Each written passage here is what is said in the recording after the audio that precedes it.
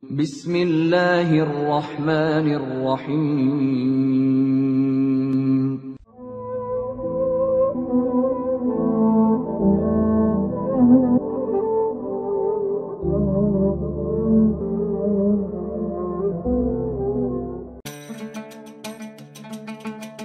Abad ke-7 menandai titik balik dalam sejarah Maroko dengan datangnya agama Islam.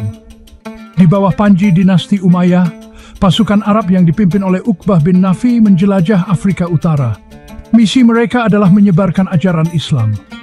Namun, kedatangan mereka disambut dengan perlawanan dari suku Amazigh pribumi.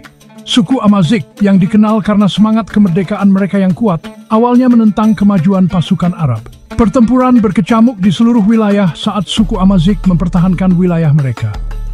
Namun, keadaan perlahan berubah. Meskipun perlawanan awal mereka, banyak suku Amazigh mulai memeluk Islam. Pesan tentang kesetaraan dan keadilan sosial beresonansi dengan mereka.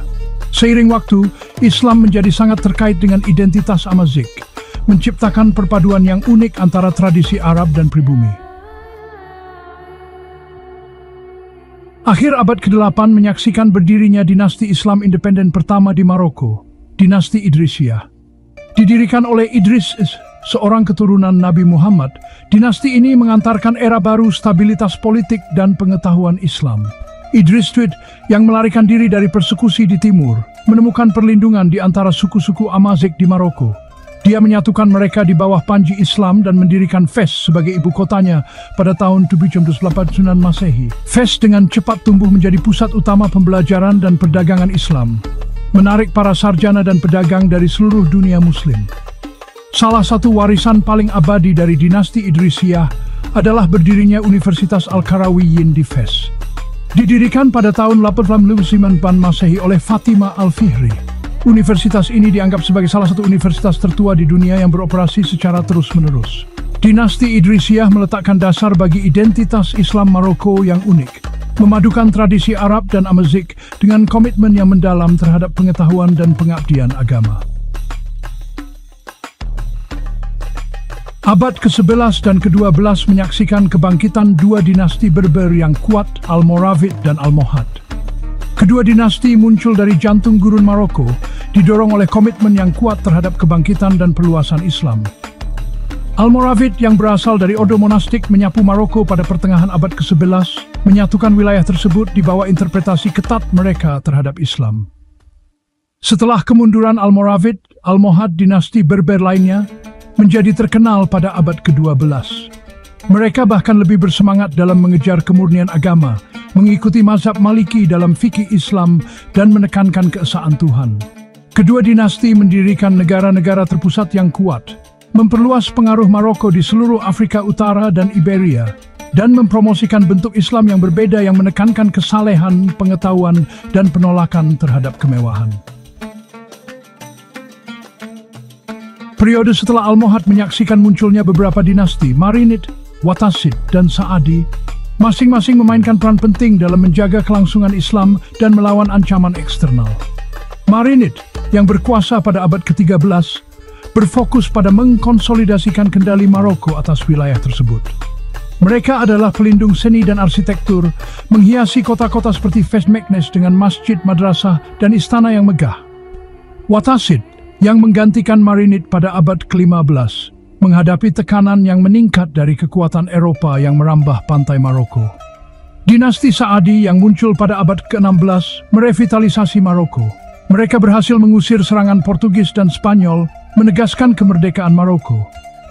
Saadi khususnya dikenal karena kehebatan militer mereka dan upaya mereka untuk menghidupkan kembali pengetahuan dan kesalehan Islam. Dinasti-dinasti ini memainkan peran penting dalam melestarikan identitas Islam Maroko dan mempertahankan negara dari ancaman eksternal. Bagian 5, dinasti Alawi menavigasi modernitas dengan tradisi Islam. Dinasti Alawi, yang didirikan pada abad ke-17, terus memerintah Maroko hingga saat ini. Alawi telah menunjukkan kemampuan beradaptasi yang luar biasa, menavigasi kompleksitas kolonialisme, modernisasi, dan globalisasi sambil melestarikan karakter Islam negara tersebut. Di bawah Alawi, Maroko telah mengalami transformasi yang signifikan, mencapai kemerdekaan dari Prancis pada tahun 1956 dan muncul sebagai pemain kunci di panggung regional dan internasional. Terlepas dari perubahan ini, Alawi secara konsisten menekankan pentingnya Islam sebagai landasan identitas Maroko. Raja saat ini, Mohammed VI, memegang gelar Amir Al-Muminin, pemimpin umat beriman, yang mencerminkan perannya sebagai pemimpin spiritual sekaligus kepala negara politik. Dinasti Alawi telah berusaha untuk menyeimbangkan tradisi dan modernitas, mempromosikan nilai-nilai Islam sambil merangkul kemajuan. Bagian 6 Islam modern di Maroko, mercusuar moderasi. Maroko telah muncul sebagai suara Islam moderat di abad ke-20 dan 21, mempromosikan toleransi, dialog antaragama, dan penolakan terhadap ekstremisme. Negara ini telah berada di garis depan upaya untuk melawan ideologi radikal dan mempromosikan pemahaman damai tentang Islam. Menyusul serangan 1911, Maroko mengutuk terorisme dan bergabung dengan upaya internasional untuk memerangi ekstremisme. Negara ini telah menerapkan langkah-langkah keamanan yang komprehensif dan meluncurkan inisiatif untuk mengatasi akar penyebab radikalisasi, termasuk kemiskinan, marginalisasi, dan kurangnya peluang. Maroko juga telah melakukan reformasi pendidikan yang signifikan, merevisi kurikulum agama untuk menekankan perdamaian, toleransi, dan berpikir kritis. Negara ini telah melatih generasi baru imam dan dekyawan agama yang diperlengkapi untuk melawan ideologi ekstremis dan mempromosikan pemahaman moderat tentang Islam. Inisiatif ini mencerminkan komitmen Maroko terhadap interpretasi Islam yang lebih inklusif dan progresif. Bagian 7 pilar-pilar Islam Maroko, fikih, akidah, dan tasawuf. Islam Maroko dicirikan oleh perpaduan unik antara tradisi teologis, hukum, dan spiritual. Mazhab fikih Maliki, akidah Asy'ari, dan tasawuf semuanya memainkan peran penting dalam membentuk lanskap keagamaan negara. Mazhab Maliki, yang dikenal karena penekanannya pada pragmatisme dan konsensus, telah menjadi tradisi hukum dominan di Maroko selama berabad-abad. Akidah Asy'ari, aliran teologi Islam rasional, juga berpengaruh di Maroko. Aliran ini menekankan penggunaan akal dalam memahami sifat-sifat Tuhan dan mendamaikan iman dengan akal. Aliran Asy'ari telah membantu menumbuhkan tradisi penyelidikan intelektual dalam Islam Maroko. Tarekat Sufi, dengan penekanan mereka pada penyucian spiritual, cinta kepada Tuhan, dan pengabdian kepada manusia, telah memainkan peran penting dalam sejarah dan budaya Maroko. Bagian 8, perjalanan suci dan perayaan yang semarak, ekspresi iman. Islam meresap kehidupan sehari-hari di Maroko, menemukan ekspresi dalam ritual keagamaan, ziarah, dan perayaan budaya yang semarak. Dari panggilan untuk sholat yang bergema dari menara hingga kemeriahan Idul Fitri, Islam terjalin ke dalam jalinan masyarakat Maroko. Salah satu pilar terpenting Islam, ibadah haji ke Mekah, adalah perjalanan yang mengubah hidup bagi banyak orang Maroko.